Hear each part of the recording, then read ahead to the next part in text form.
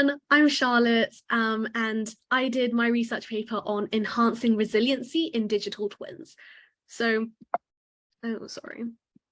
Yes, okay. So first, just a little bit about me. I'm a graduating high school senior.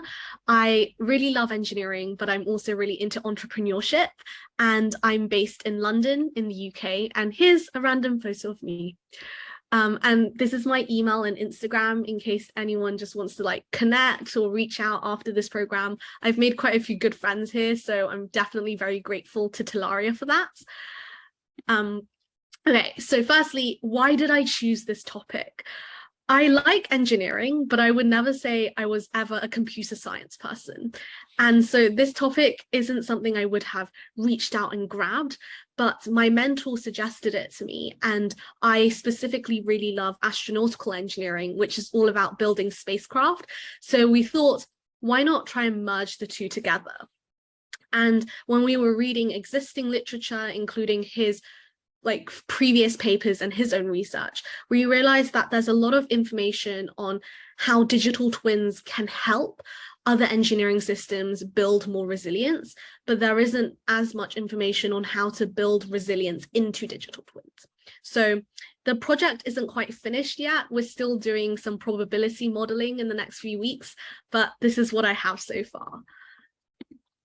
So what is a digital twin? A digital twin is a computational replica of a physical object or system, and it contains four main components. You have the physical entity, which in this little model diagram I made is a satellite. Then you have a virtual entity, which is the computational replica of that physical satellite. And then the other two components are the data connections between the two entities.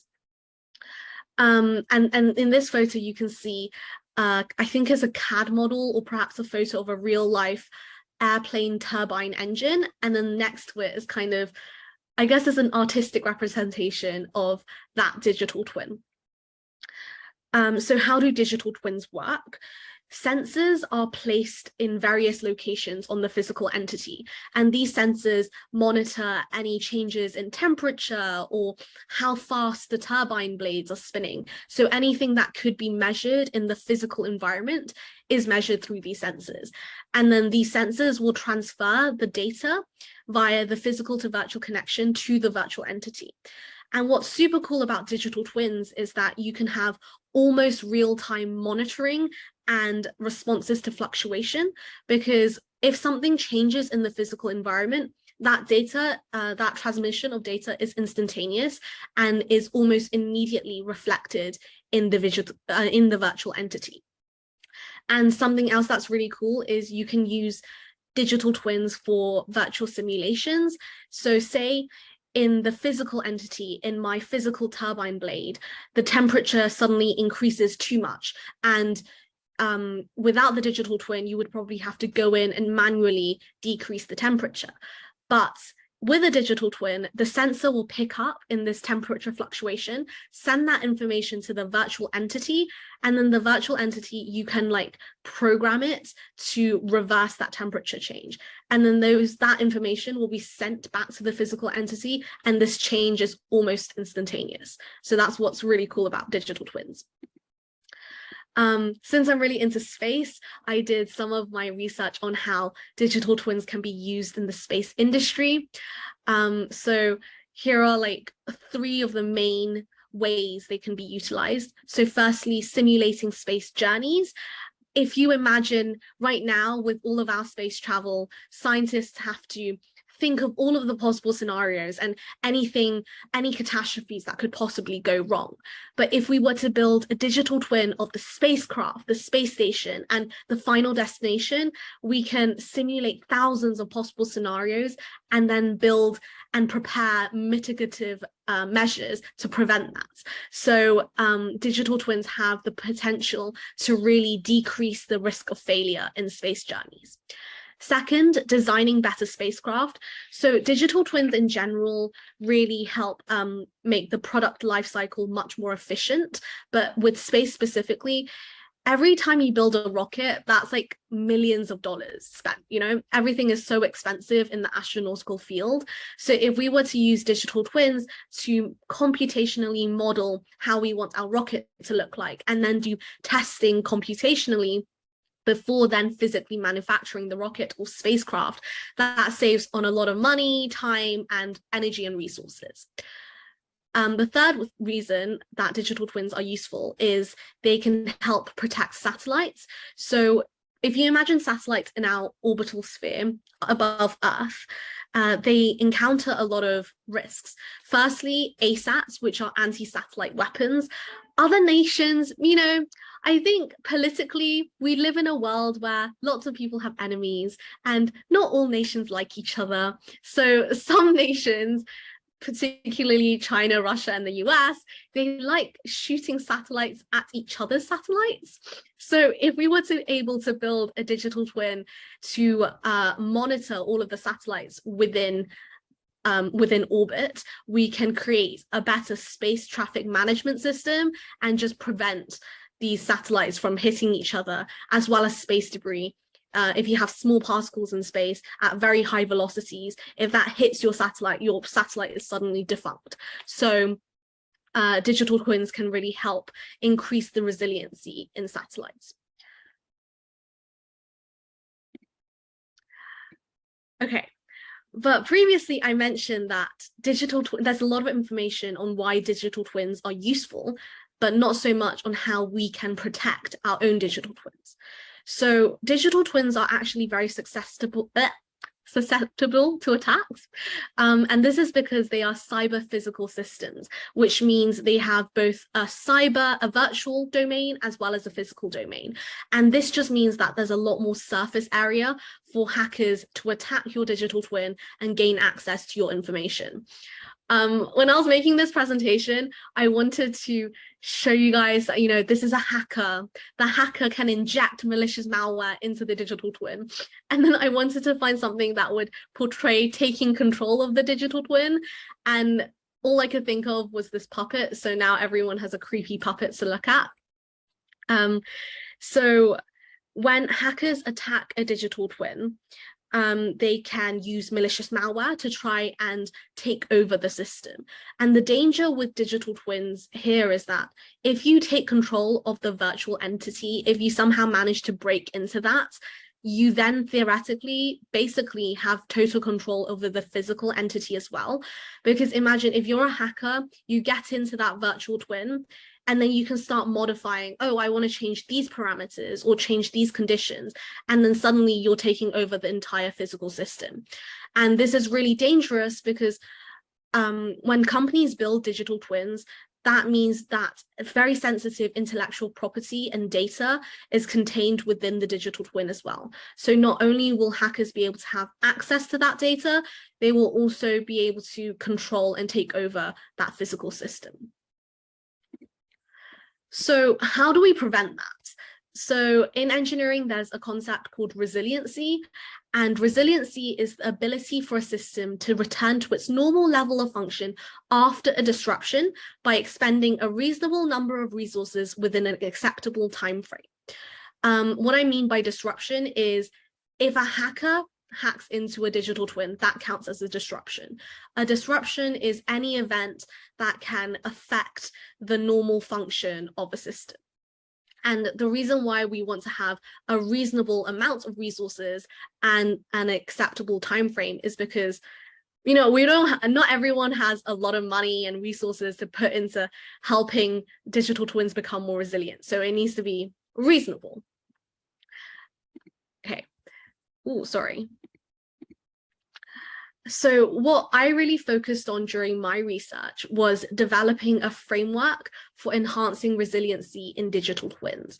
And the way I did this with my mentor was he gave me a bunch of research articles and papers to look through. And he really helped me with the structure of this because he told me there are different ways of categorizing resiliency or factors within resiliency. But the way we chose to do it was through 3 capacities.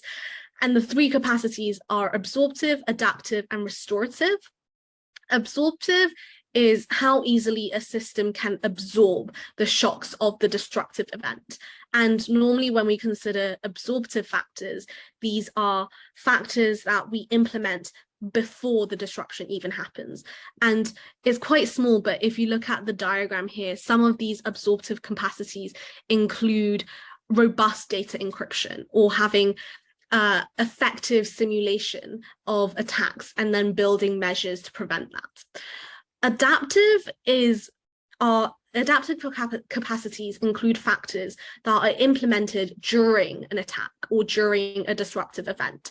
And when we think about adaptive factors, we think about how, if my digital twin is being attacked right now, how does the digital twin itself, within its own system, how can it recover from that, and how can it prevent as much damage from happening to it?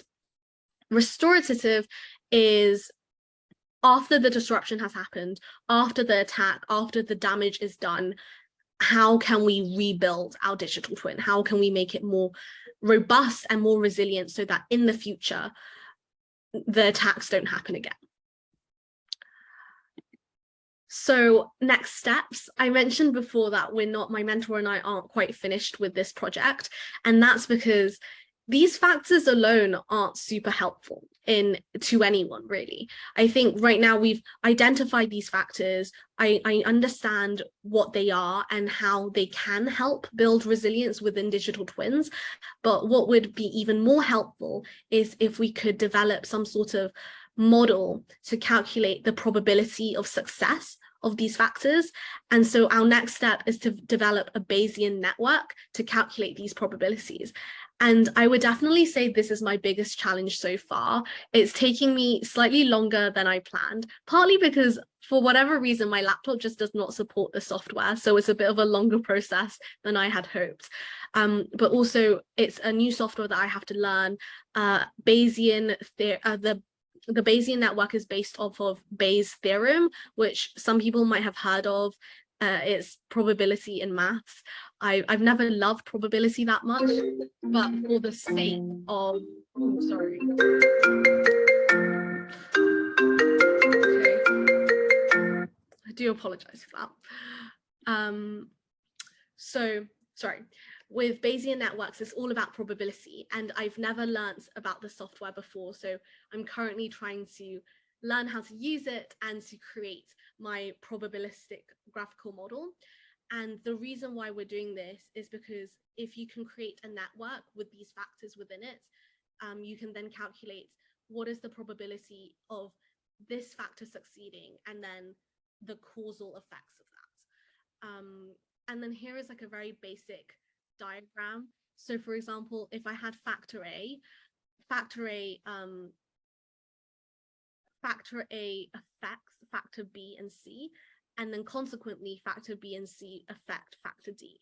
So if we know that the state of D is true, or the state of D is a success, then we can kind of calculate the probability of B and C and A being successful. So that's the idea of a Bayesian network. Finally, conclusions and the implications of my study. So I'm hoping that after I've done the Bayesian network, that these factors and identifying these factors will help engineers and scientists within academia learn how to build resilience into their digital twins. I think digital twins are a technology that are currently on the rise. So if we can learn how we can build resilience within them, then we can build better digital twins. With managers and policymakers, I think a big danger with digital twins is the cybersecurity aspect. So I think company policymakers and managers will gain a greater appreciation of the need for strong data encryption through this study. And then finally, governments. A lot of governments within the space industry as well, they have critical space infrastructure, and these are quite vulnerable infrastructure because of the threats I talked about before. So if they can learn through the study how to build resilience into their digital twins, then together they can make their critical space infrastructure more resilient and more robust. So now just a bit of overall Talaria experience. I really enjoyed working with my mentor. He was super helpful.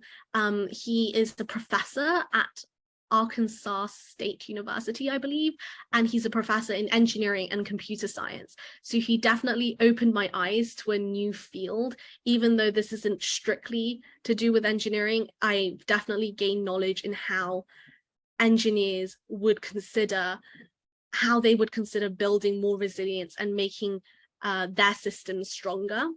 I've also learned new skills, so currently trying to grapple with that probability modeling software, and also just learning new skills in terms of communication, time management, writing a scientific paper, which I haven't necessarily done before. And finally, I've just loved meeting new people in this family. Everyone's so nice. You all spoke so well. You have so much charisma, and you're all so smart and talented. And I just really enjoyed listening to your presentations, as well as to the speeches made by our guest speakers, and also joining those college essay grind sessions. Those were really fun. So finally, I just want to say thank you so much to my mentor for helping me and continuing to help me even after this program has ended, and also to Talaria for providing us with this amazing experience. I've linked my email and Instagram again, just in case anyone has like questions or they just want to chat after this. So thank you.